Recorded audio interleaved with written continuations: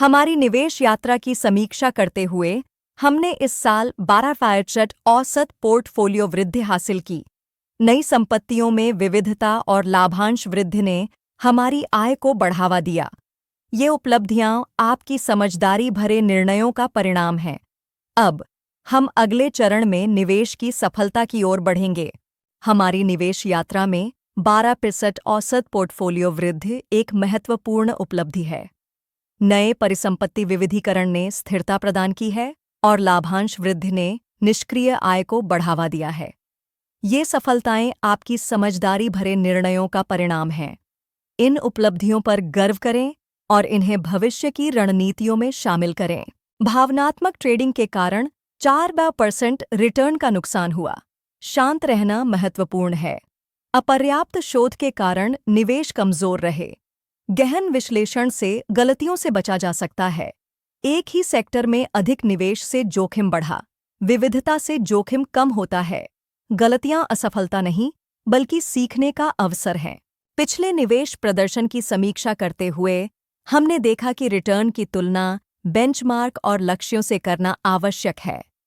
Portfolio को संतुलित रखें और संघर्षरत निवेशों की पहचान करें। कर अनुकूलन के लिए हानि की कटाई करें। यह वार्षिक मूल्यांकन आपके वित्तीय स्वास्थ्य को मजबूत बनाए रखता है। नए साल के संकल्पों पर ध्यान दें।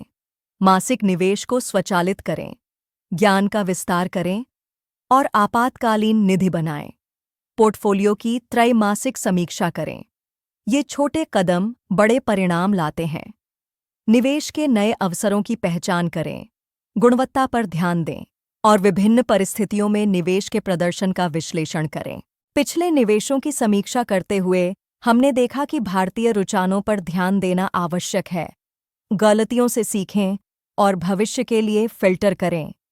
निवेश में विविधता लाएं और दीर्घकालिक लक्ष्यों पर ध्यान केंद्रित करें।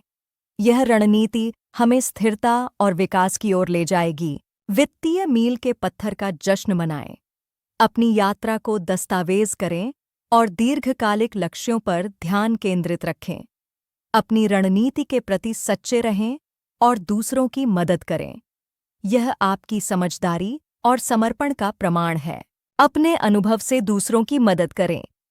आपकी सफलता का जश्न मनाएं और भविष्य की समृद्धि के लिए तैयार रहें। अपनी निवेश यात्रा को दस्तावेजित करें और अपनी दीर्घकालिक रणनीति पर कायम रहें। आपकी पोर्टफोलियो वृद्धि और वित्तीय ज्ञान में वृद्धि हो।